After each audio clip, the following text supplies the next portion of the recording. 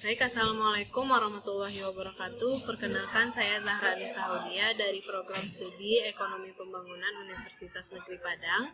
Pada kesempatan minggu kali ini, saya akan mempresentasikan mengenai bab 12, yaitu tinjauan ulang perekonomian terbuka, model, Mandel, Fleming, dan rezim Coase. Baik, yang pertama adalah definisi. Perekonomian terbuka adalah perekonomian yang terhubung dengan perekonomian luar negeri melalui perdagangan barang dan jasa serta arus modal. Memahami model Mandel, Fleming, dan rezim Coase menjadi penting dalam mengelola kebijakan ekonomi dalam perekonomian terbuka ini. Nah, yang pertama kita masuk di modelnya, itu model Mandel, Fleming itu adalah model yang menggambarkan interaksi antara pasar barang, pasar uang, dan neraca pembayaran dalam perekonomian terbuka. Nah, asumsi-asumsi dasar dari model ini adalah yang pertama, harga dan upah bersifat kaku atau rigid dalam jangka pendek. Yang kedua, mobilitas modalnya sempurna. Dan yang ketiga adalah pasar barang dan jasa, pasar uang, dan neraca pembayarannya dalam keadaan seimbang. Yang ketiga adalah penjelasan tentang kurva IS, LM, dan BP. Yang pertama, kurva IS ini adalah menggambarkan keseimbangan di antara pasar barang dan jasa. Kurva ini menunjukkan kombinasi suku bunga dan output yang menghasilkan keseimbangan di pasar barang dan jasa. Yang kedua ada kurva LM menggambarkan keseimbangan di pasar uang. Kurva ini menunjukkan kombinasi suku bunga dan output yang menghasilkan keseimbangan di pasar uang. Dan yang terakhir kurva BP itu menggambarkan keseimbangan di neraca pembayaran. Kurva ini juga menunjukkan kombinasi suku bunga dan output yang menghasilkan keseimbangan di neraca pembayaran. Selanjutnya kita membahas mengenai kebijakan moneter dalam perekonomian terbuka. Nah, yang pertama ada dampak kebijakan moneter ekspansif. Yang pertama adalah mendorong penurunan suku bunga. Nah, penurunan suku bunga domestik akan menyebabkan outflow modal ke luar negeri dan depresiasi nilai tukar. Yang kedua, dia akan meningkatkan output melalui peningkatan permintaan agregat, karena depresi nilai tukar ini akan meningkatkan ekspor neto sehingga meningkatkan output. Yang ketiga, itu menyebabkan depresiasi nilai tukar. Nah, yaitu penurunan suku bunga domestik akan mendorong outflow modal ke luar negeri sehingga menurunkan nilai mata uang domestik. Yang kedua itu ada dampak kebijakan moneter kontraktif. Yang pertama adalah menyebabkan kenaikan suku bunga. Mengapa? Kenaikan suku bunga domestik akan menarik inflow modal ke dalam negeri dan menyebabkan apresiasi nilai tukar. Yang kedua itu menurunkan outflow melalui penurunan permintaan agregat, yaitu ekspansi nilai tukar akan menurunkan ekspor neto sehingga menurunkan output. Yang ketiga itu menyebabkan apresiasi nilai tukar, karena kenaikan suku bunga domestik akan mendorong inflow modal ke dalam negeri sehingga menaikkan nilai mata uang domestik. Nah, selanjutnya kita membahas tentang kebijakan fiskal dalam perekonomian terbuka. Yang pertama adalah dampak dari kebijakan fiskal ekspansif.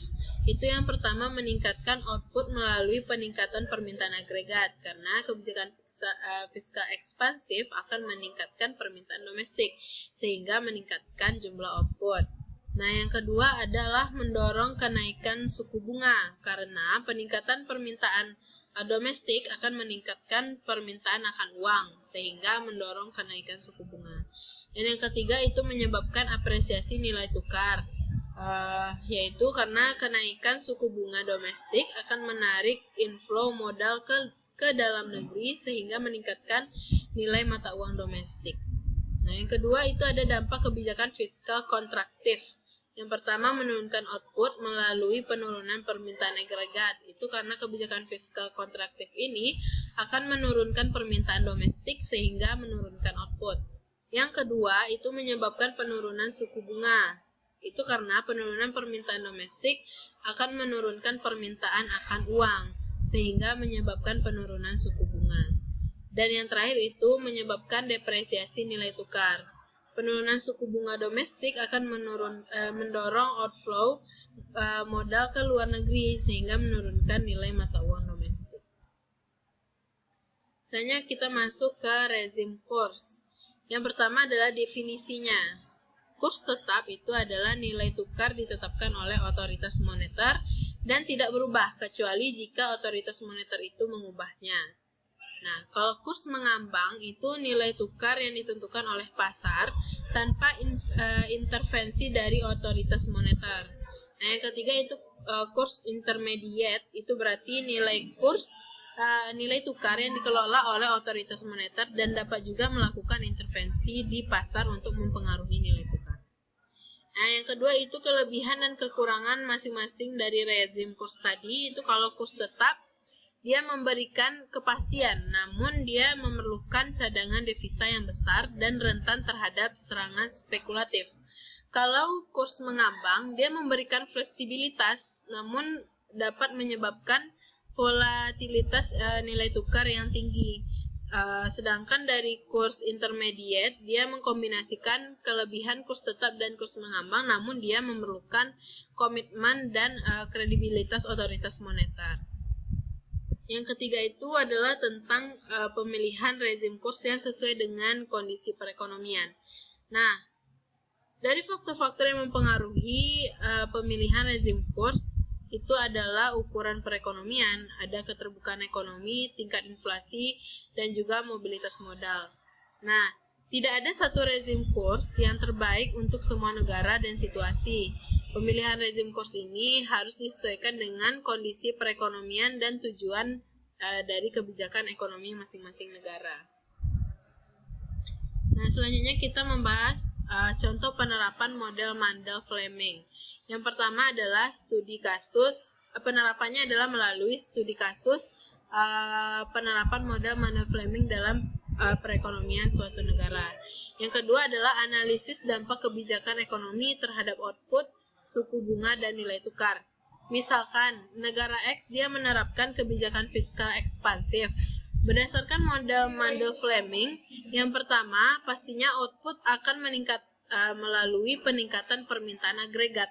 Yang kedua, suku bunga akan naik karena kenaikan permintaan akan uang.